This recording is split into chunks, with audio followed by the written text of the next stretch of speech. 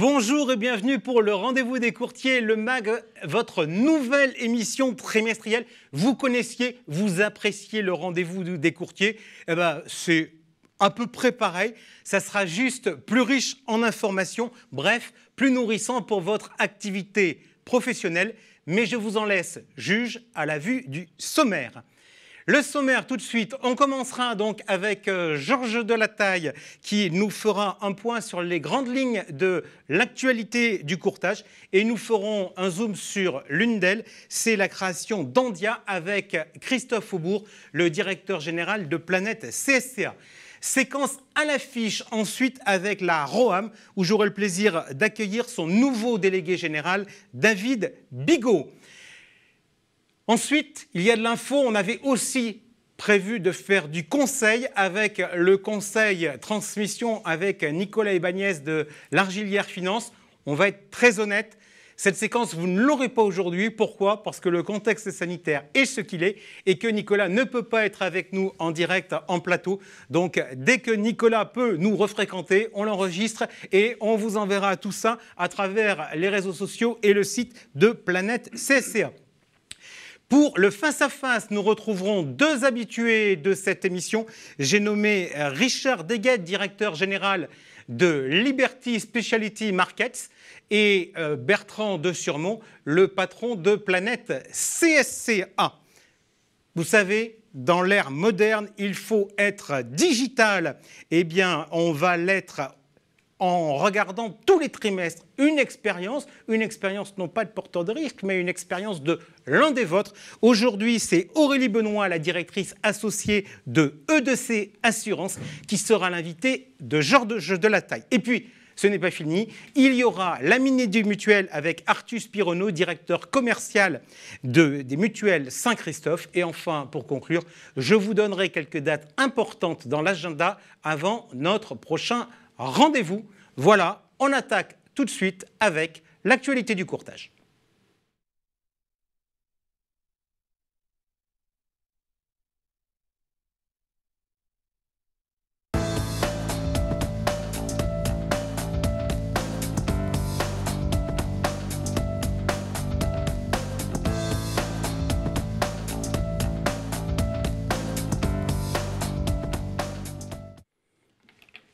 Jean-François, pour le journal du courtage, j'ai retenu quelques informations.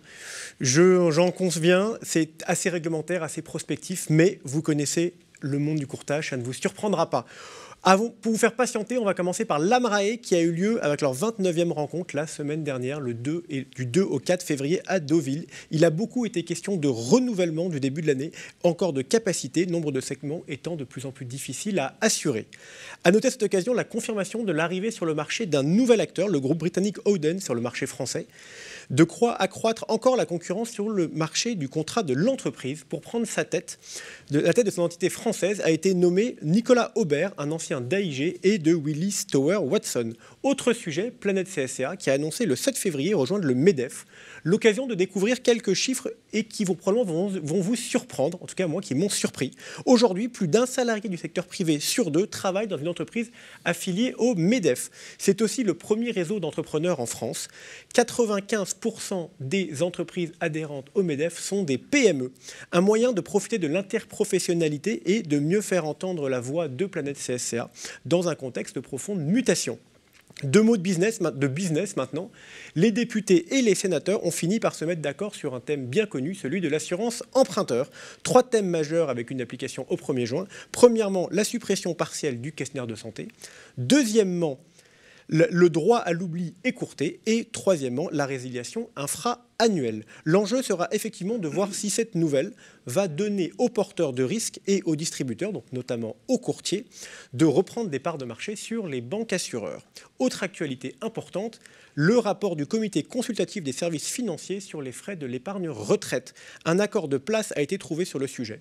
Planète CSCA a été partie prenante, au même titre que France Assureur pour les assureurs et que l'AFG pour les gestionnaires. Il prévoit la mise en place la mise à disposition d'une fiche avec les frais détaillés selon un modèle défini, aussi bien pour les clients qu'en prêt contractuel. Cela concerne bien l'épargne retraite ainsi que l'assurance vie, même si les modèles sont un petit peu différents. À noter que la mention des rétros aura lieu dans les deux.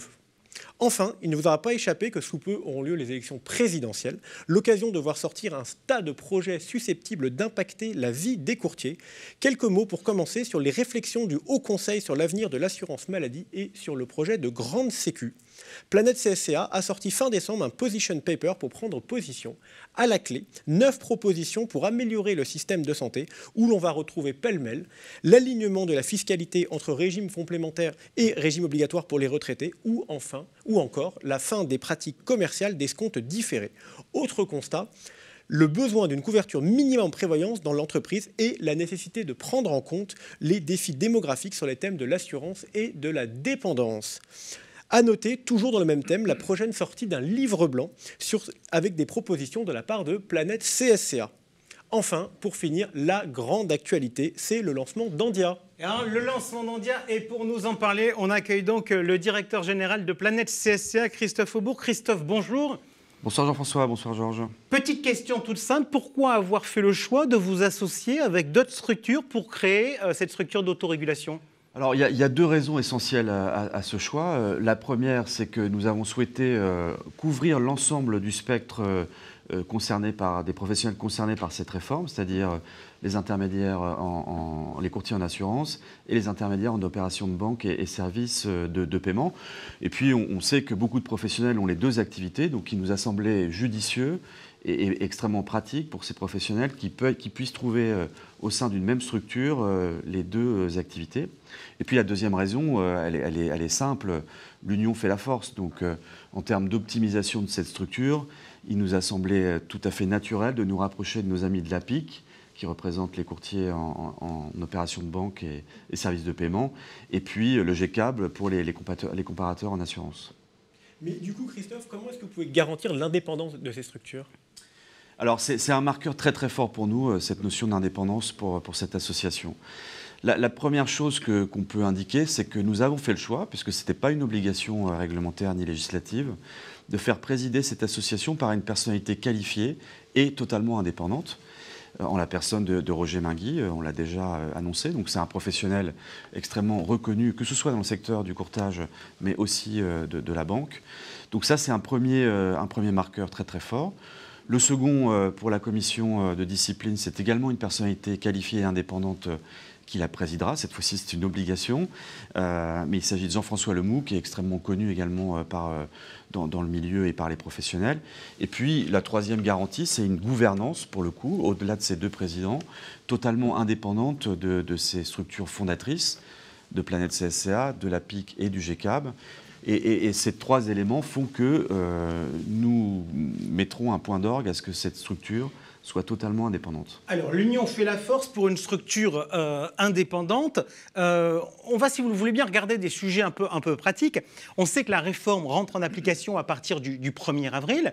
Donc, ça veut dire qu'à partir du 1er avril, tout nouveau courtier qui s'installe est obligé d'adhérer à une association d'autorégulation. Mais pour les anciens, la date limite, c'est fin décembre. Alors, je voudrais qu'on parle à ces anciens, parce que sont eux qui nous écoutent aujourd'hui. Est-ce qu'ils ont le temps ? Alors, moi, si je peux me permettre de donner un petit conseil, en fait, à l'ensemble des professionnels concernés par la réforme, c'est de ne pas tarder, de ne surtout pas attendre la fin de l'année pour adhérer à Andia. Pourquoi ? Pour une raison très simple, c'est que à la fin de l'année, il va nécessairement y avoir un engorgement. Et donc, je ne voudrais pas qu'un certain nombre de courtiers voient le risque que leur renouvellement ORIA soit perturbé parce qu'il leur manque une pièce qu'ils n'ont pas réussi à fournir. Donc, véritablement, moi, j'incite fortement les courtiers à entrer dans l'association le plus tôt possible, c'est-à-dire concrètement à partir du mois d'avril, ne serait-ce que pour se familiariser avec l'outil que Andia leur mettra à disposition, et puis commencer à se préparer petit à petit avec les pièces nécessaires qui lui seront demandées au moment du renouvellement. Et deuxième point important quand même à préciser, c'est que bien naturellement, les vérifications qui sont prévues en fait par la loi ne se feront qu'à partir de 2023, même pour ceux qui entrent dès le mois d'avril 2022. Ok, pardon d'être très pratique. Vous me dites, on va mettre en place un outil informatique. Il va y avoir chez India un outil informatique sur lequel, auquel on pourra accéder une fois qu'on aura adhéré. Donc c'est j'imagine dans cet outil qu'on va mettre ces pièces jointes pour expliquer toutes ces garanties, les RC, tout ça qu'on doit avoir. Mais pour autant, ça veut dire qu'il faut que je rentre dans l'association à ce moment-là. J'imagine que ça veut dire qu'il faut que je paye. Est-ce qu'en me disant, bah, tiens, faites-le dès maintenant, plutôt que de le faire à la fin d'année, vous n'êtes pas en train de me taper une cotisation en plus? Alors, on ne pratique pas la double peine, si je puis dire. Donc, bien entendu, toute cotisation de 2022 sera également valable pour 2023. Donc, c'est évidemment très, très incitatif également, en complément de ce que j'ai dit précédemment, pour rentrer le plus tôt possible en 2022. Vous réglez votre cotisation en avril, en mai et en juin 2022 et vous êtes adhérent à l'association India jusqu'au renouvellement de fin 2023. Ok. Ça va coûter combien à peu près pour un petit cabinet? Alors, on a une grille tarifaire qui est en train de se finaliser, un business plan qui tourne autour. On est en fait sur un tarif plancher en dessous de 100 € pour les cabinets ayant un chiffre d'affaires inférieur à 150 000 € de chiffre d'affaires. Le coût est très clair quand je vous passe en tant que courtier. Qu'est-ce que ça m'apporte l'association versus qu'est-ce que m'apporte le syndicat? Alors, ça, c'est une très bonne question.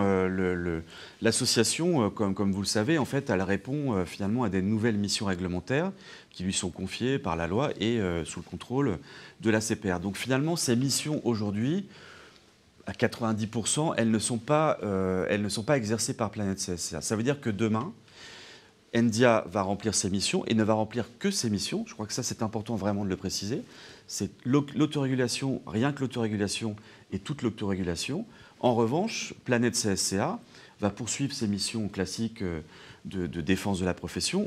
Et aujourd'hui, il est important également de rappeler que nous sommes les seuls, finalement, à avoir cette représentativité qui nous permet à la fois de défendre la profession et de représenter ses intérêts auprès de l'ensemble des pouvoirs publics. Planète CSCA continuera également à délivrer les services qu'elle délivre aujourd'hui pour ses adhérents, que ce soit en termes de conformité ou de services juridiques et de conseils en droit social. Et puis, comme toute organisation, on réfléchit aussi à notre transformation, on continue. Et donc, on a quelques projets dans les cartons. Mais je vais vous faire un peu de teasing pour une prochaine émission qu'on pourra vous dévoiler, parce que voilà, il est important aussi qu'on s'adapte et qu'on ait ces services assez innovants et nouveaux qui arriveront probablement après l'été 2022. Merci beaucoup Christophe de ces précisions concernant India. Et puis naturellement, on suivra toutes ces actualités à la suite. C'est toute la logique de ces actualités tous les trimestres. Georges fera le point. Merci Georges d'avoir été avec nous. On vous retrouvera d'ici quelques minutes pour parler digital avec notre invité. C'est maintenant l'heure de À l'affiche.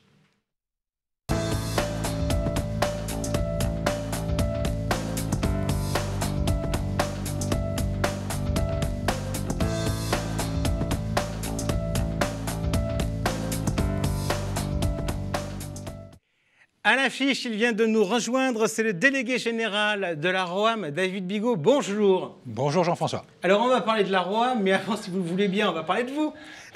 Vous avez pris vos fonctions en juin 2021, vous veniez de chez Groupama. Pourquoi avoir accepté la proposition de la ROAM ?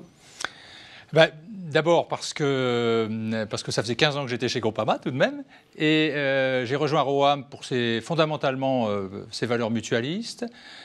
Un président, André Renaudin, une figure de place et que je trouve assez extraordinaire.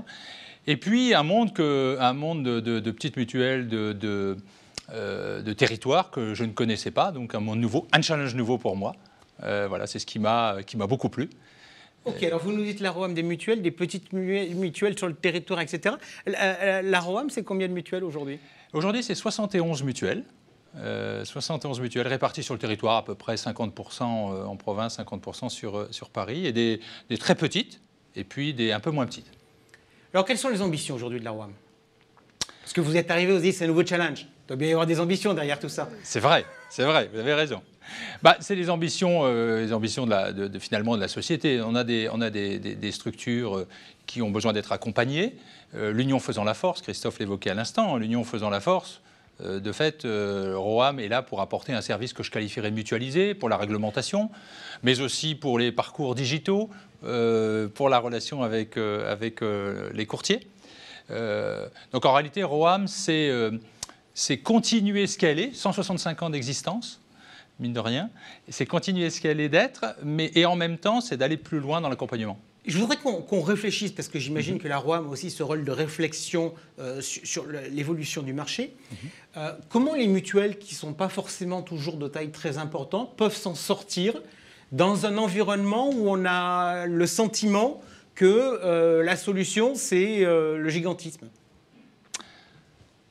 Eh bien, par leur service de qualité et de proximité. Alors, de qualité, vous pourriez dire que les grandes structures le font. Bon, je dirais que pour tous les acteurs de l'assurance, le sujet du service se détermine très souvent au moment du sinistre. Mais pas que, mais au moment du sinistre. Et les acteurs de proximité que sont nos mutuelles ont précisément les agences, des commerciaux, des gestionnaires à proximité de leurs clients. Donc je crois que le caractère de proximité sur les territoires est vraiment différenciant. Il n'y a pas besoin d'être un grand pour apporter ce service, j'ai presque envie de dire au contraire. Alors, je rebondis sur votre « au contraire oui. ». Les grands se sont pris un peu les pieds dans le tapis, on va dire, pendant la crise du Covid, où on a beaucoup reproché aux grands assureurs traditionnels de ne pas être particulièrement présents, pas particulièrement réactifs, et d'avoir traité certains assurés un peu par-dessus la jambe. Quel bilan vous tirez pour les mutuelles? Est-ce que les mutuelles ont été épargnées de l'effet d'image négatif qu'ont subi les assureurs traditionnels? Je ne sais pas si on peut dire épargnées. En tout cas, elles ont subi le choc comme tout le monde. Elles ont été très présentes sur les territoires. J'ai le sentiment que pour les membres Roham, ça a été vraiment le cas, qu'elles ont beaucoup accompagné, vraiment beaucoup accompagné, notamment les professionnels, et que leur image a été moins dégradée. Je dirais qu'aujourd'hui, quand on mène des sondages sur le territoire, on a un avis plutôt positif des mutuelles. Tandis que quand il y a un sondage national sur l'assurance en général, les sondages, on le sait, sont pas très positifs. Donc pour répondre pleinement à votre question, je pense qu'elles ont été plutôt épargnées. Mais encore une fois, il faut rester particulièrement vigilant sur cette image. Quels sont les enjeux business aujourd'hui des mutuelles? C'est d'aller couvrir d'autres créneaux, on le sent bien, on est dans un environnement ultra concurrentiel. Ouais, absolument. Oui, c'est très concurrentiel. C'est... évidemment l'omnicanal, alors c'est évidemment d'être capable de vendre sur Internet, d'être capable d'être sur le terrain et puis de rebondir. C'est d'avoir des parcours de sinistres qui sont évidemment simplifiés. Mais c'est aussi pour nous mutuelles la capacité à aller sur de la diversification, bien sûr de garantie. Certains ne font que de la santé ou qu'un produit RD, donc c'est se diversifier. Mais également sur des services complémentaires. Le serviciel dans l'assurance est fondamental. Quel est votre lien? On parlait donc d'évolution de garantie, d'évolution de service, vous parliez d'omnicanal, donc ça nous amène à parler de distribution. Quels sont vos liens avec le monde du courtage? Ce sont des liens qui se sont progressivement tissés entre les mutuelles et les courtiers. Je pense que les mutuelles n'avaient pas pris cette habitude. N'avaient pas connaissance, et quand on ne connaît pas, évidemment, on a un peu peur. On a peur, c'est naturel. Ça s'est largement aujourd'hui estompé, et plusieurs mutuelles travaillent avec le monde du courtage, et même certaines mutuelles ont pris de l'actionnariat chez des courtiers grossistes récemment, comme vous l'avez vu. Donc on voit que ça s'est quand même très largement ouvert. Il reste qu'elles ont besoin d'être accompagnées sur des aspects réglementaires, comme toujours, pour que tout le monde soit bien à l'aise. Convention de délégation de gestion, par exemple. C'est très important que chacun puisse bénéficier à la fois de modèles pour les membres Roham, et puis pour les courtiers, que ce soit finalement assez carré. Ok, donc vous avez un vrai rôle, finalement, d'apporter du service à l'ensemble de vos mutuelles. Vous êtes un peu une sorte de mutualisation d'un certain nombre de services à destination des mutuelles. C'est exactement ça. C'est exactement ça. Bon, parfait, ça veut dire que j'ai tout compris. Merci Merci beaucoup, David, d'avoir été des nôtres. Et je précise que l'AROAM est partenaire de la Minute des Mutuelles qu'on retrouvera désormais systématiquement à la fin de chacune de nos émissions, et ce qui sera l'occasion pour nous d'aller à la rencontre d'une mutuelle. Merci beaucoup David. Ce que je viens de faire n'était pas une page de publicité. Maintenant, on va faire une vraie page de publicité. Aujourd'hui recommence la campagne de Planète CSCL. Elle va durer pendant 1 mois pour valoriser la profession et la faire connaître. Tout de suite, on va chausser des lunettes pour essayer d'y voir plus clair. Pub. Que cette paire, ça vous va, c'est pas trop. Bonjour. Oui, bonjour. Excusez-moi, je vais vous déranger. Je suis en train de lire les mentions de mon contrat perte d'exploitation et je me rends compte que j'y vois pas clair. D'accord. Eh bien, donnez-moi vos lunettes, on va arranger ça. Ah non, c'est pas les lunettes le problème, c'est les mentions. J'y comprends rien. Bah, là, moi, je veux bien vous aider à les lire, mais à les comprendre. Donc ça va rester flou pour moi tout ça. Je suis désolée.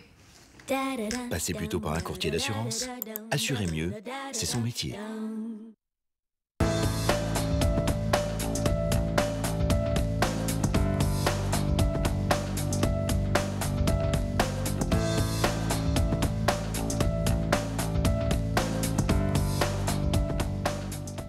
Allez, le face-à-face, pour tout vous dire, on les avait vus ensemble sur un plateau il y a de cela 1 an et demi, ça devait être en octobre 2020. Avec nous aujourd'hui, le directeur général de Liberty Specialty Market, Richard Deguette. Bonjour. Bonjour.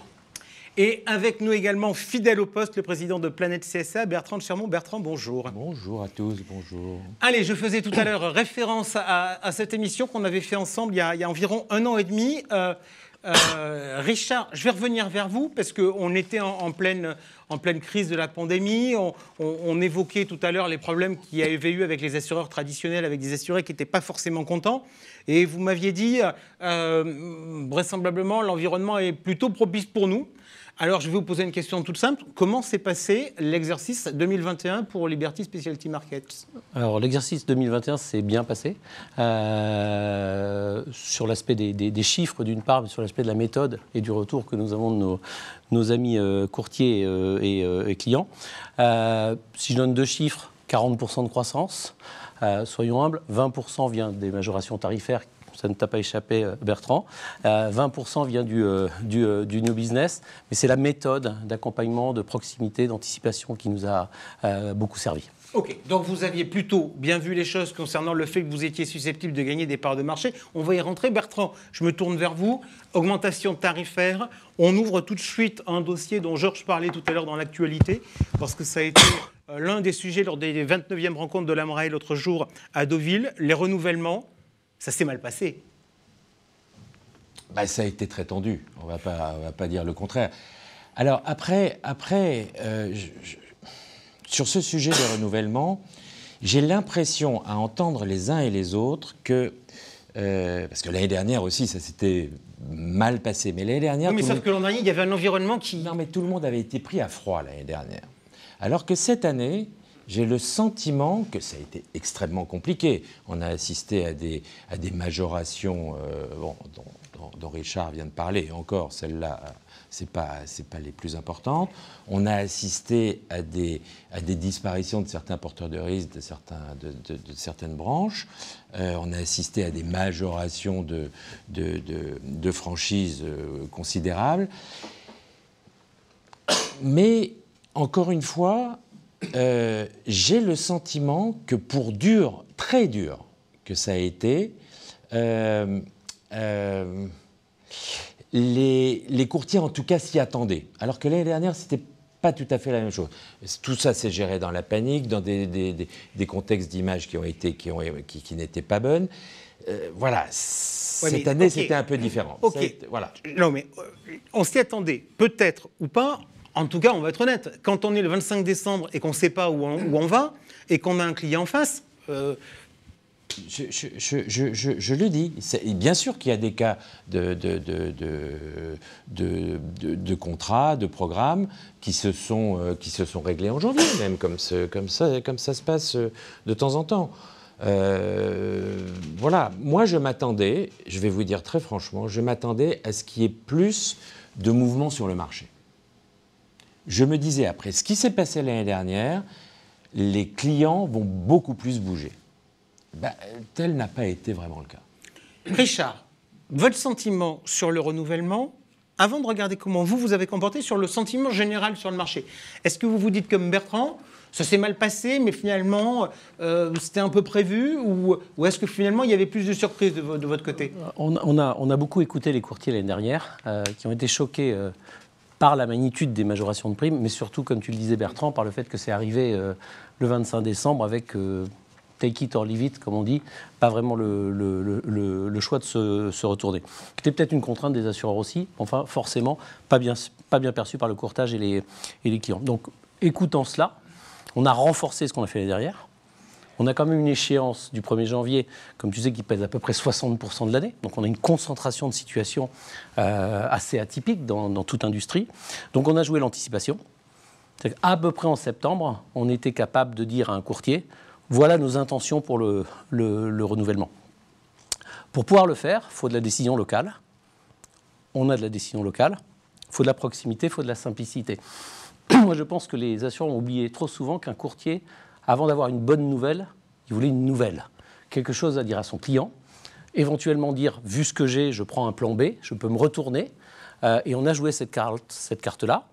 Je trouve qu'il y a eu un gros travail de mémoire des courtiers qui sont souvenus du comportement de l'année dernière. Et tout ça, ça paye. Fondamentalement, c'est assez simple. C'est un commerce de l'assurance et c'est des bases du commerce. OK. On reste sur la proximité. Est-ce qu'aujourd'hui, la prise de décision est trop loin des assurés dans le monde global de l'assurance aujourd'hui? En tout cas, elle est présentée comme telle. La décision, on le voit chez beaucoup de porteurs de risques, c'est malheureusement de moins en moins souvent l'interlocuteur du courtier. Et ça se ressent parce qu'encore une fois, et je crois que ça a été très bien dit à l'instant par Richard, que ce soit oui, que ce soit non, mais il faut une réponse. Il faut une réponse, et il faut une réponse rapide. Et il faut que les courtiers aient des interlocuteurs qui soient en capacité d'apporter la réponse. Alors après, on pourrait élargir un petit peu le débat, parce que la question que j'ai envie de poser, c'est est-ce que dans les compagnies, les interlocuteurs des courtiers sont véritablement encore des assureurs? Ça me perturbe. Ça me perturbe. Ça veut dire quoi? Ça veut dire que c'est plus que des financiers?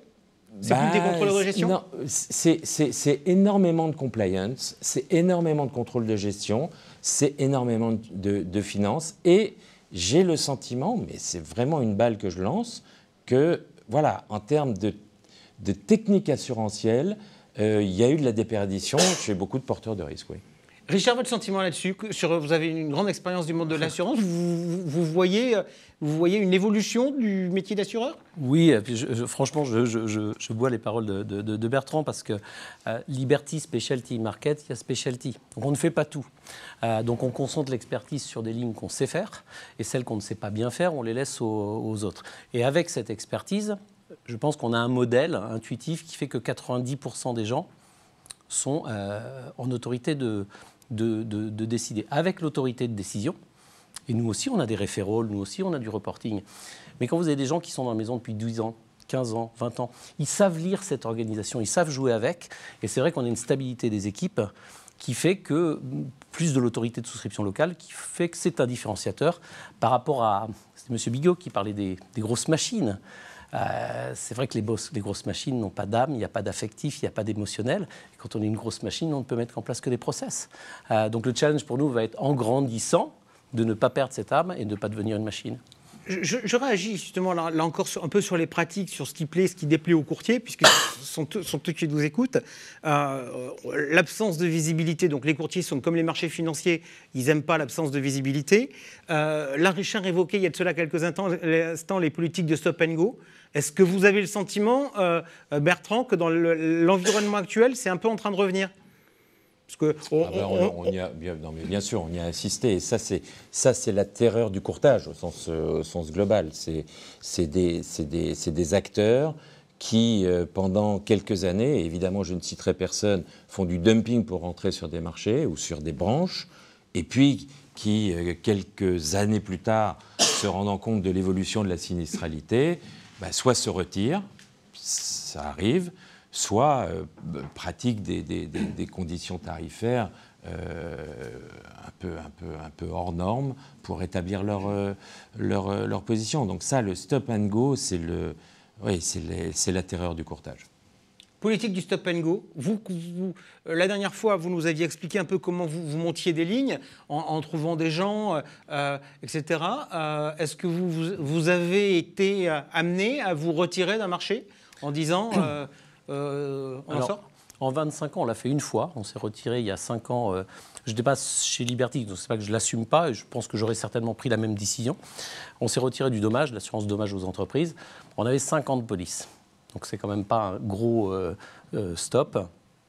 Mais là encore, la manière de le faire, pour le 1er janvier, on a averti le courtage en février de l'année d'avant. Donc 10 mois avant. Et pareil pour les courtiers qui étaient courtiers d'appel d'offres publics. Donc on sait que les clients sont engagés sur 3 ou 4 ans. On a décidé de ne pas sortir de ces engagements de durée parce qu'un courtier qui plante une municipalité, il se plante lui-même. Je pense que on ne l'a pas dit, mais Liberty ne travaille qu'avec des courtiers. D'accord ? Ce sont nos apporteurs d'affaires. Donc forcément, quand vous travaillez qu'avec un canal de distribution, le courtage et les courtiers en l'occurrence, les courtiers, on les aime et on les accompagne. Donc le stop and go, il y en a eu cet exemple-là et il n'y en a pas eu d'autres. Question sur le cyber. On a vu des communications avec notamment un assureur qui a annoncé qu'il avait sorti le paiement des ransomware de ses contrats. Vous, aujourd'hui, chez Liberty, c'est une ligne que vous avez et comment vous le traitez ? Alors, on a un tout petit portefeuille en cyber. On est loin d'être un gros opérateur. On a quelques pourcents du marché. Mais à notre échelle, notre sinistralité est conséquente. Il faut appeler un chat. Quand vous avez X millions de primes une année et 3 fois X de sinistres la même année, puis que c'est la même chose la deuxième année et la même chose la troisième année, malgré les augmentations de primes, il y a un moment où vous devez réduire la voilure. Donc on a décidé de ne pas déployer nos capacités sur de nouvelles affaires pour ne pas avoir à impacter les renouvellements parce qu'on va d'abord privilégier les courtiers et les clients qu'on a en portefeuille. Mais sur les ransomware, je pense que ce n'est pas le sujet. J'ai vu peu d'assurés payer les ransomware. Ça a commencé à exister peut-être il y a 2 ans. Aujourd'hui, les assurés ne les payent plus. Ok, donc vous êtes en train de nous dire que tout le foin qu'on est en train de faire en France depuis le rapport parlementaire, c'est de la musique. Bertrand ? Sur le ransomware. Vous pensez quoi ? C'est de la musique ? Je ne me permettrai pas de le dire parce que d'abord, je ne connais pas assez ce sujet vu du côté des porteurs de risques.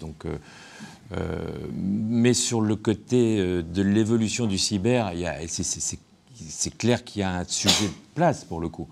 Je crois que c'était en 2021 ou en 2020, le montant global des primes du marché, c'était 130 ou 140 millions d'euros. Donc c'est absolument certain, il ne faut pas avoir fait là pour le coup beaucoup d'assurance pour comprendre qu'au moindre clash, c'est la place entière de l'assurance qui est en déséquilibre. Et je pense que là, peut-être plus que dans d'autres branches, on a, je parle de l'assurance au sens large, on a loupé une étape fondamentale. Je crois que je l'ai déjà eu l'occasion de le dire ici, le cyber, pour moi, c'est rien s'il n'y a pas de la prévention. Parce que ce n'est pas le jour où vous allez être attaqué. Alors certes, vous allez être indemnisé, mais vous courez le risque d'être déjà mort.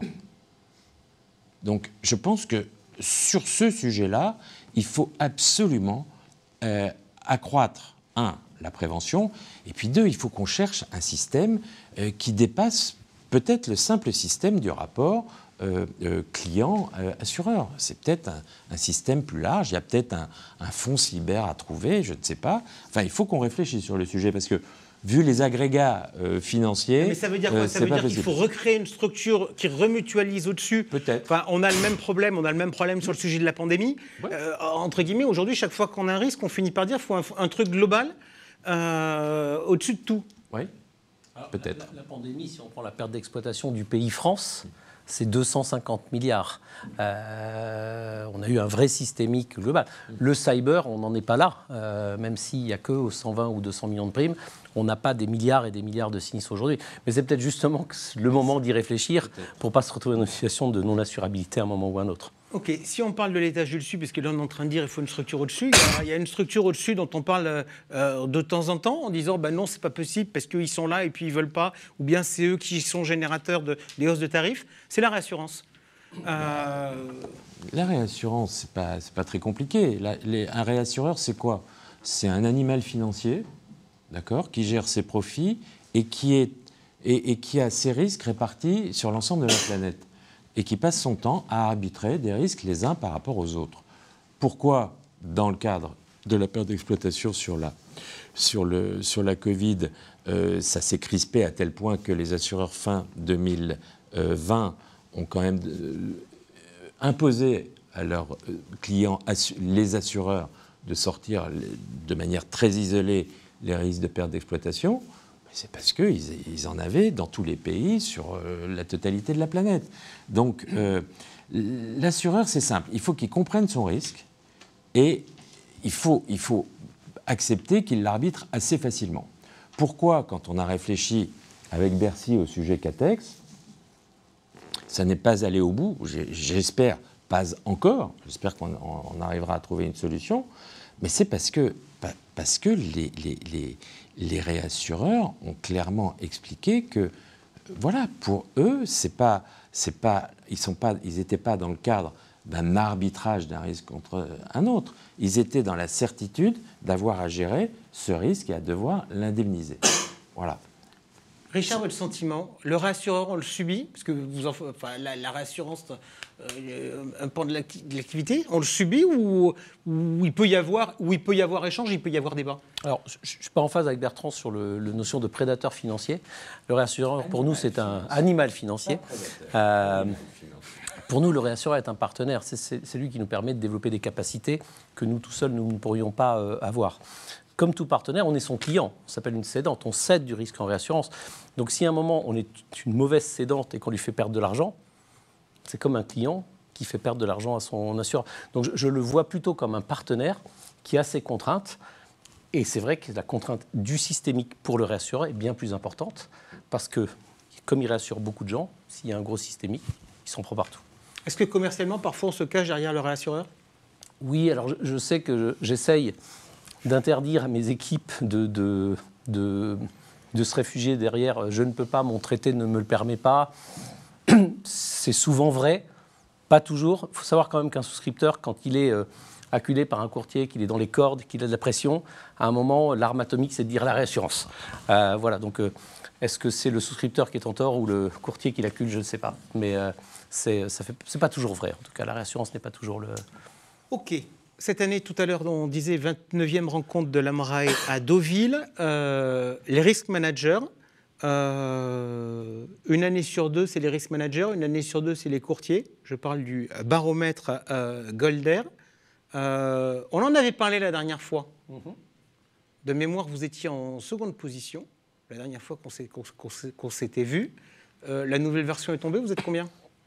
Alors, pour le baromètre courtier, c'est-à-dire les courtiers jugeant la performance des assureurs, les résultats sont tombés en mi-2021, on est premier pour la 5e année consécutive.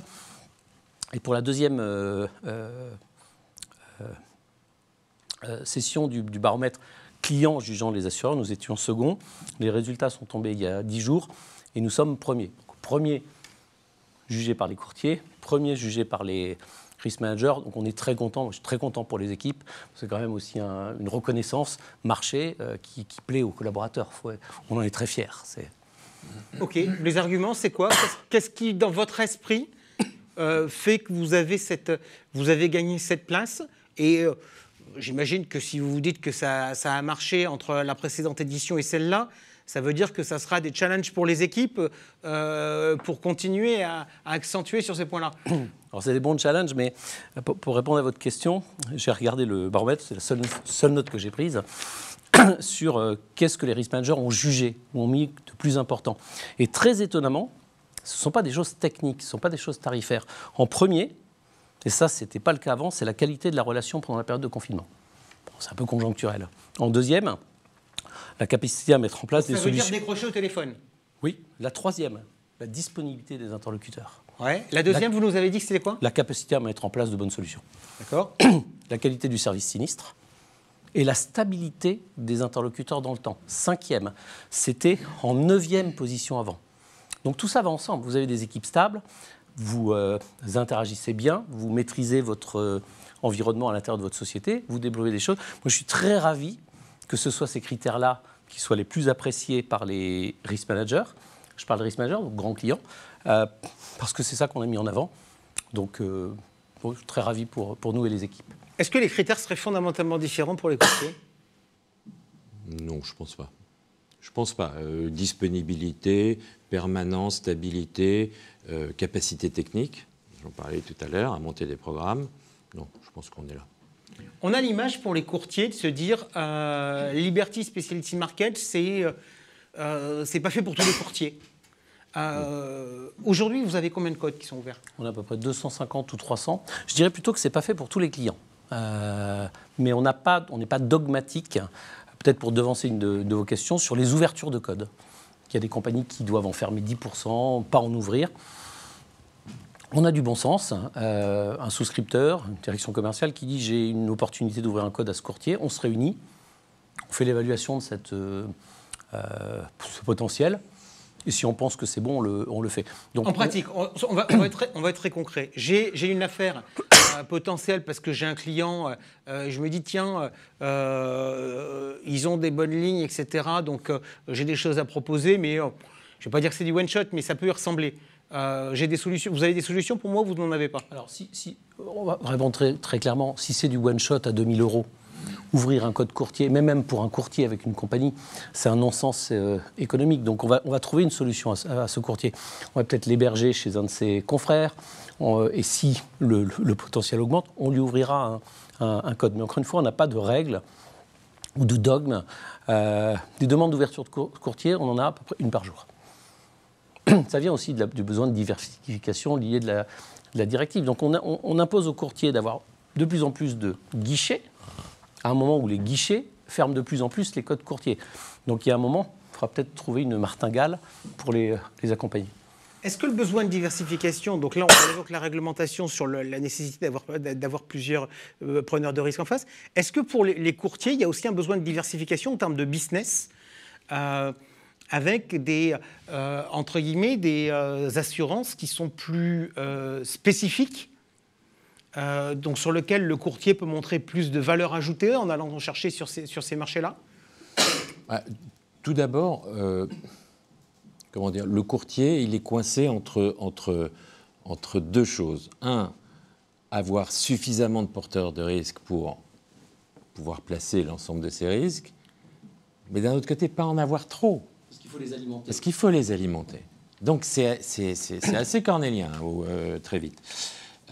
Mais effectivement, sur des lignes spécialisées, les courtiers, c'est leur job, savent où aller chercher la bonne capacité avec le bon know-how. Ça, c'est dans l'ADN du courtier. Il ne s'agit pas d'aller placer n'importe quoi, n'importe où. D'accord ? Mais encore une fois, je reviens, il y a la spécialité et puis il y a la permanence qu'on évoquait tout à l'heure. Il ne s'agit pas d'aller placer un risque par opportunisme parce qu'il y a une branche qui se crée quelque part et qui pourrait disparaître 2-3 ans. Après, on l'a vu, on continue à le voir. Comment vous bossez avec les courtiers ? Il y a,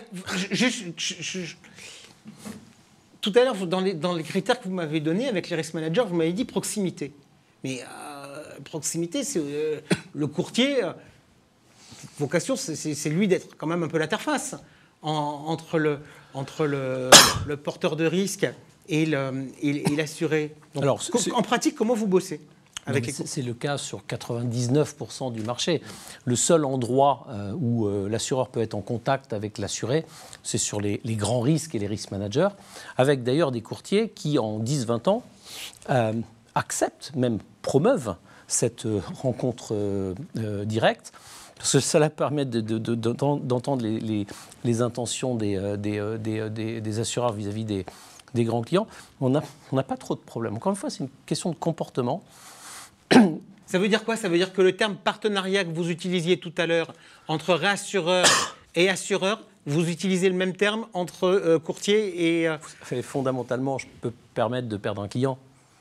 Je ne peux pas me permettre de perdre un courtier. Parce que des courtiers, des clients, il y en a plein. Un courtier, il m'apporte beaucoup d'affaires. Donc, on va le respecter. Mais honnêtement, ça se passe très correctement. Je n'ai pas de souci là-dessus.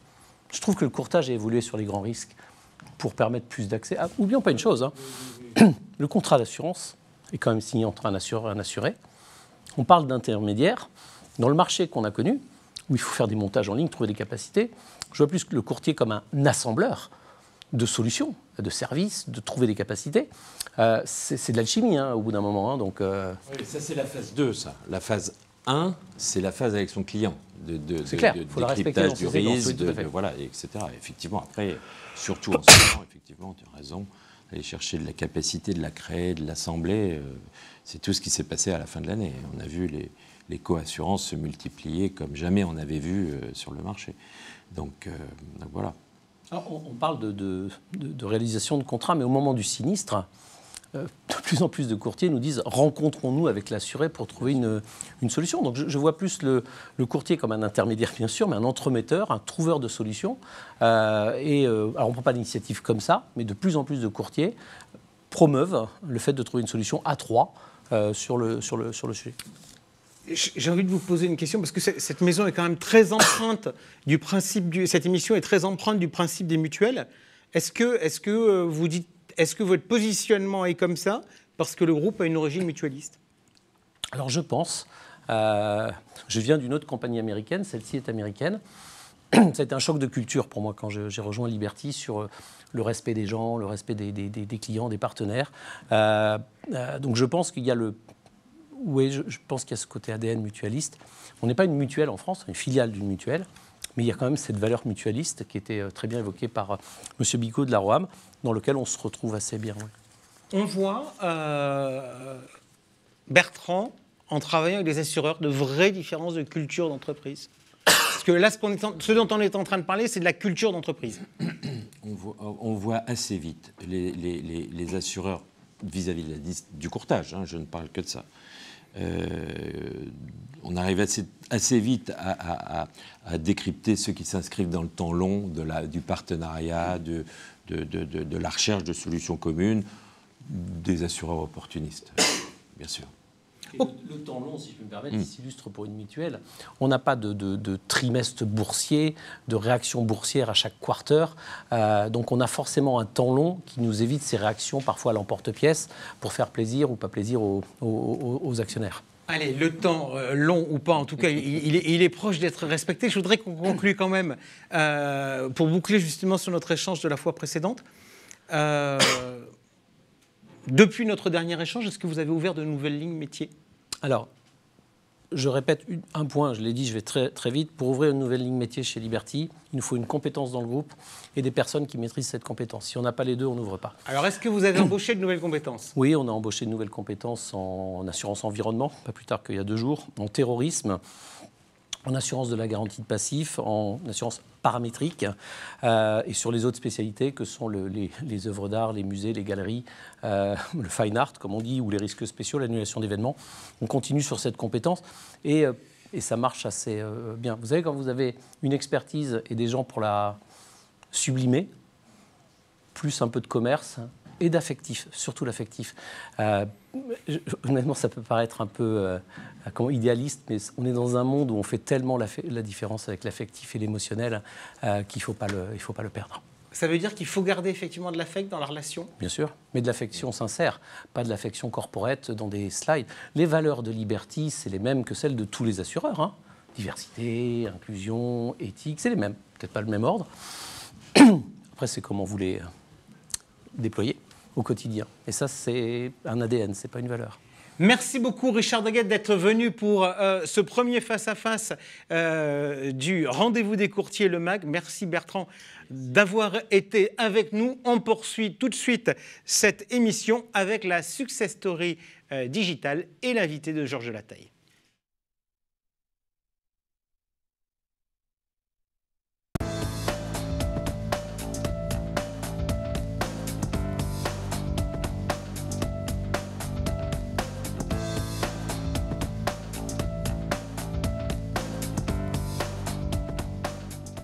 Nous continuons cette émission avec la Success Story Digital en partenariat avec ActuSite, l'agence digitale des courtiers. Le but, vous faire partager en quelques minutes la réussite d'un courtier ou d'une courtière dans sa présence digitale. Pour commencer, j'ai le plaisir de recevoir en plateau Aurélie Benoît, fondatrice du cabinet E2C Assurance. Bonjour Aurélie. Bonjour Georges. Pour commencer, est-ce que vous pourriez vous présenter, nous expliquer un peu qui vous êtes et quel est votre cabinet? Oui, alors donc, je suis Aurélie Benoît, directrice associée d'un cabinet de courtage et conseil E2C Assurance, situé à Vincennes. Je suis spécialisée donc en assurance IARD, donc dommages, responsabilité civile et construction des particuliers, professionnels et entreprises. D'accord, on va aussi rentrer dans le cœur du réacteur et on dit que la première brique d'une présence en ligne, c'est un site internet. Est-ce que vous en avez un? Oui. Comment est-ce que vous l'avez fait? Alors j'ai fait appel à un prestataire qui est devenu d'ailleurs un client, donc un prestataire, et j'ai voulu travailler dessus en amont de la commercialisation de mon cabinet, parce que je trouve que c'était vraiment la première marche à franchir pour avoir un site et pour avoir une vitrine. D'accord, donc vraiment vous avez construit le site avant même de lancer votre activité? Oui, ou en même temps? Oui, en même temps. D'accord. Et après le site, quelque chose qui va assez bien avec, ce sont les réseaux sociaux. Oui. J'imagine que vous êtes présente dessus. Sur quel réseau vous êtes présente? Alors LinkedIn et Instagram. Avec quel objectif pour chaque réseau? Vous pouvez nous détailler un petit peu ce que vous faites dessus? Alors LinkedIn, c'est vraiment des posts professionnels. Voilà, d'ailleurs aujourd'hui j'en ai fait un sur la Saint-Valentin pour les fleuristes. Et Instagram, c'est vraiment pour suivre quand j'ai des rendez-vous clients, que les clients arrivent au cabinet avec une galette, voilà, ce genre de choses, pour vraiment faire vivre la vie du cabinet. D'accord. On aime bien dire que LinkedIn, c'est un réseau plutôt professionnel ou CSP+. Vous, aujourd'hui, comment vous vous organisez? Vous faites plutôt vraiment des posts pour faire de la prospection? Vous faites des posts pour plutôt montrer la vie du cabinet, vous montrer? Vous faites des posts d'expertise? Vous faites un peu un ensemble des trois? Oui, c'est ça, un ensemble des trois. Et à peu près tout. Et vous avez l'autre chose qui est assez importante sur LinkedIn, c'est la capacité d'avoir des personnes qui vous suivent. Oui. Parce que si vous faites des posts et que personne ne vous suit, c'est moins intéressant. Est-ce que aujourd'hui, votre réseau, près combien de personnes? Vous avez une idée? Entre 550 et 600 personnes, sous le nom d'Aurélie Benoît. Et 150 sous le nom de 2C.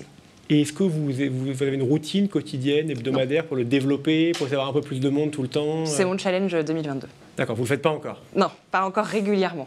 Bon, c'est un bon début, c'est une bonne chose. C'est ça. Parce que je vois que ça fait rire Jean-François. Et si on continue sur les réseaux, donc Instagram, donc là un post très différent, donc beaucoup autour de l'image. Donc effectivement, je pense qu'une fleur de la Saint-Valentin est une belle image sur Instagram, pardon. Quel genre de post vous faites sur Instagram? Voilà, une cliente, une assurée qui vient au cabinet pour faire un rendez-vous et qui m'apporte la galette pour l'épiphanie, ça je le mets.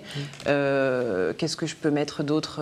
L'inauguration du cabinet, je l'ai mis aussi sur Instagram avec des photos un peu plus personnelles, si je puis dire. Alors que sur LinkedIn, vraiment, on essaye de respecter un peu plus de codes. D'accord, donc Instagram, c'est vraiment l'idée de donner une image moderne, sympathique, accessible du cabinet et donner envie aux gens de vous rencontrer. Tout à fait. D'accord. Alors pour continuer autour du web, il y a une autre chose qui devient très importante, c'est notre ami Google et entre autres les avis sur Google avec la fiche Google My Business qui est obligatoire aujourd'hui. Est-ce que vous en avez une? J'imagine que oui. Et est-ce que vous la faites vivre? Oui. Alors je la fais vivre non pas par des posts parce que voilà, ça je suis pas encore très assidue non plus sur cette tâche-là, mais sur les avis. Je m'efforce, voilà, à chaque fois qu'il y a un nouvel assuré, donc lui souhaiter la bienvenue chez E2C Assurance et lui demander un avis, voilà, suite à nos différents échanges, ce qu'il en pense. Et ça marche? Vous avez des bons avis? Oui, ça marche. J'en ai une dizaine aujourd'hui, voilà, et je continue l'exercice. Je relance ceux à qui j'ai envoyé il y a quelques semaines, je me permets de les relancer, enfin voilà. D'accord. Il y a quelque chose qui parfois peut faire peur vos confrères ou vos consoeurs, c'est d'avoir des avis négatifs ou des choses auxquelles ils ne savent pas répondre. Est-ce que cette chose est déjà arrivée ou au contraire tous vos clients sont ravis? Écoutez, pour l'instant tous mes clients sont ravis.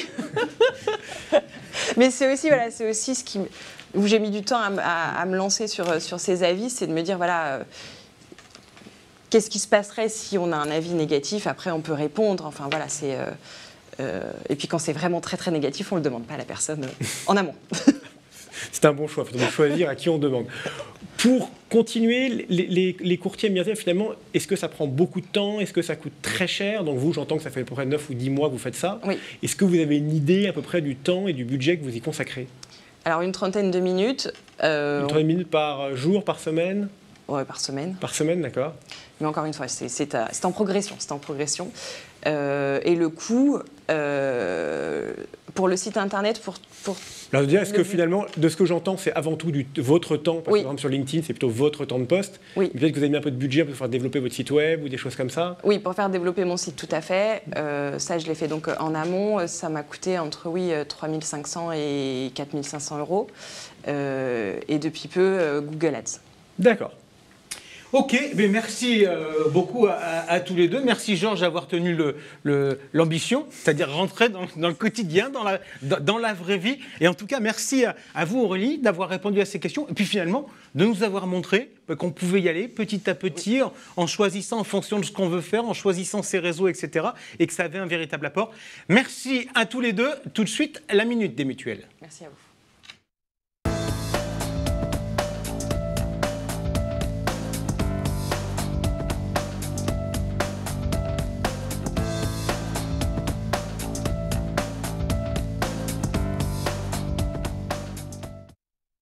Allez, on est quasiment dans la dernière ligne droite de cette émission, la Minute des Mutuelles, sur une émission qui est effectivement très marquée par les valeurs mutualistes. Avec nous, le directeur commercial de la mutuelle Saint-Christophe et de Saint-Christophe Prévoyance, Artus Pironneau. Bonjour. Bonjour. Allez, on commence. Vous nous dites quelques mots de la mutuelle Saint-Christophe? Avec grand plaisir. Alors, on est une grande dame parce qu'on a le plaisir de fêter nos 60 ans cette année. On est à l'origine la mutuelle des prêtres créée pour les prêtres. Et puis, on va se diversifier au fil des années. Et on va devenir assez rapidement l'assureur de référence du monde catholique, congrégations, diocèses et des écoles catholiques en France privées. Il y en a 6 000, hein, donc c'est un marché qui est assez important. On est un assureur de patrimoine aujourd'hui. Et puis, 2 virages assez stratégiques il y a une vingtaine d'années. Création de Saint-Christophe Prévoyance, donc la collective mutuelle Prévoyance, et puis l'ouverture de nos statuts à l'économie sociale et solidaire qui porte notre croissance depuis une vingtaine d'années. Ok. Alors, je vais être honnête, tout le monde le sait que je prépare ces émissions avec mes intervenants avant pour discuter des sujets qui me semblent être importants pour les courtiers qui nous écoutent et puis des sujets qui leur semblent importants dans l'actualité. Et je ne vous cache pas que quand on s'est parlé, je le dis aux courtiers qui sont derrière leur écran, vous m'avez dit il y a un sujet qui est un sujet majeur, c'est la refonte de la protection sociale dans la fonction publique et la mutuelle obligatoire chez les fonctionnaires. Et alors, vu ce que vous venez de me dire, les prêtres, le monde catholique et l'ESS, ça vous paraît loin. Je me suis dit, mais pourquoi il veut me parler de ça? Alors, maintenant, je connais la réponse, mais vous allez me la dire publiquement. Alors, je vais essayer d'y répondre. Alors, ça va avoir un impact pour la mutuelle Saint-Christophe, mais la mutuelle Saint-Christophe est membre de la ROAM, et je pense que ça va avoir surtout un impact assez global pour le monde de la mutualité et des mutuelles qui sont infinitaires. Si on revient un peu en arrière, gouvernement Hollande, création de la mutuelle obligatoire pour les salariés du privé. L'État est un bon élève pour l'appliquer aux autres, mais pas à soi-même. Et donc, l'État ne va pas rendre la mutuelle à la prévoyance de manière obligatoire pour la fonction publique. Virage sous le gouvernement Macron et depuis 2 ans, le sujet est revenu sur la table. Il est désormais acté que les fonctionnaires, horizon 2024, 2025, peut-être 2026, vont avoir une mutuelle obligatoire dans le même cadre que ce qui a été fait pour la fonction privée, c'est-à-dire des contrats collectifs obligatoires. On va avoir un impact, nous, la mutuelle Saint-Christophe, parce qu'on assure quelques milliers d'instituteurs qui achètent de manière indépendante leur mutuelle. Dans quelques années, ils n'auront plus de choix, ou en tout cas, le choix va être décidé pour eux. Ok, donc grosso modo, on va perdre du marché en individuel et on va voir en collectif ce qui va se passer. Exactement. Alors c'est toujours pareil. Nouvelle réforme, menace, opportunité. On voit le verre vide ou à moitié plein. Néanmoins, ce qui est sûr, c'est qu'il va y avoir quand même un mouvement de fond du marché. Si on se remet quand même dans l'histoire des mutuelles, ces mutuelles affinitaires se sont souvent bâties sur l'individuel santé des fonctionnaires. Évidemment, des géants se sont créés, la gendarmerie, les militaires, etc., etc., etc. Et on voit bien qu'on va avoir quand même un transfert de l'individuel au collectif. Et mécaniquement, il va y avoir des gagnants, mais il va y avoir des perdants. Donc le jeu et maintenant. Et puisqu'on essaie de réfléchir justement aux enjeux dans cette émission, aux enjeux de place, quid du modèle affinitaire?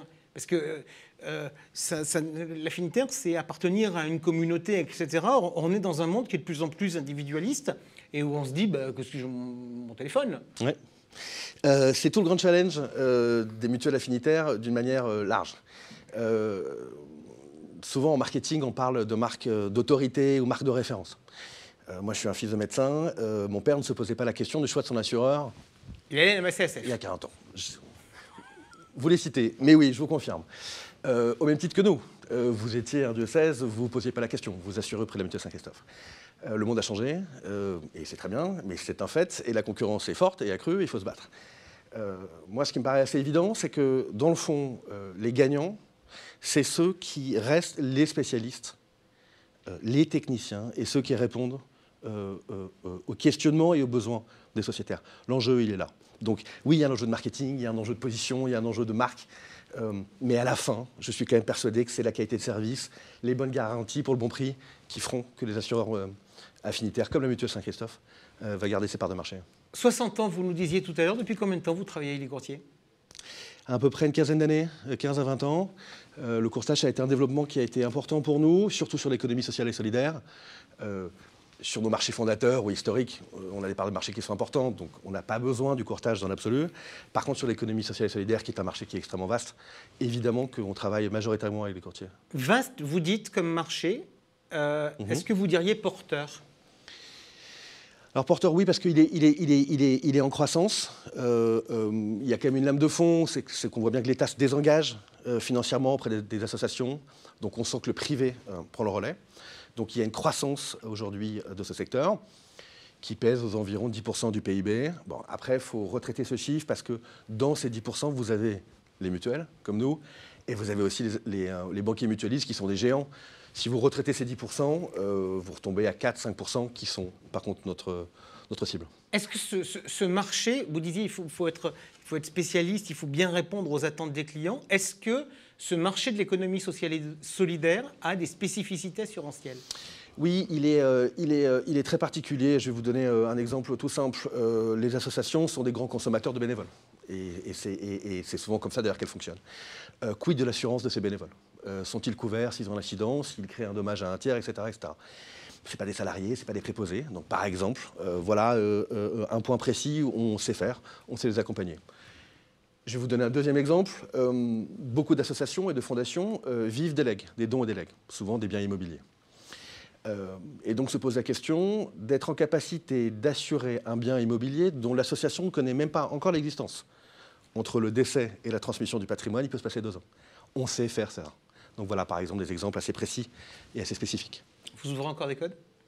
Oui, on ouvre encore des codes avec grand plaisir. On cherche toujours des courtiers, on cherche toujours de la croissance, donc oui, avec grand plaisir. D'accord, avec la règle de dire on va aller continuer à travailler véritablement le marché de l'économie sociale et solidaire? Oui, on est dans notre niche et on restera dans notre niche. C'est l'ADN de la maison et on n'en changera pas. Donc, 2 types de courtiers, des courtiers opportunistes, sur lesquels on est toujours évidemment ravis de discuter, et après des courtiers qui se sont au fil des années spécialisés dans cette niche, avec qui on travaille.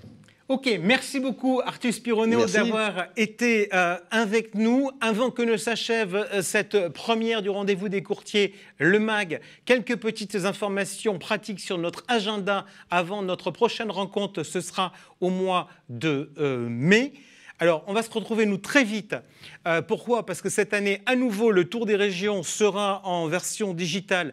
Donc, comme l'année passée, il y aura des formations, il y aura des tables rondes. Ce sera du 8 mars au 8 avril. Le 16 mars, à Marseille, les rendez-vous du courtage où Planète CSRS sera présent sur le stand D42. Le 31 mars, on arrive dans la région Île-de-France avec le déjeuner des souscripteurs du collège Île-de-France. Et puis, ça sera juste après notre prochaine émission, mais je vous en parle également. Le 13 mai, il y aura la journée du courtage du Grand Est. Je vous dis aussi, on ne l'a pas mis dans les slides, mais que le 17, il y aura le machon du collège Rhône-Alpes, Auvergne. Mais ça, on en parlera lors de notre prochaine émission. J'espère que cette émission vous a plu et vous a été utile. On se retrouve dans 3 mois pour la prochaine émission et avant sur le tour des régions. Salut.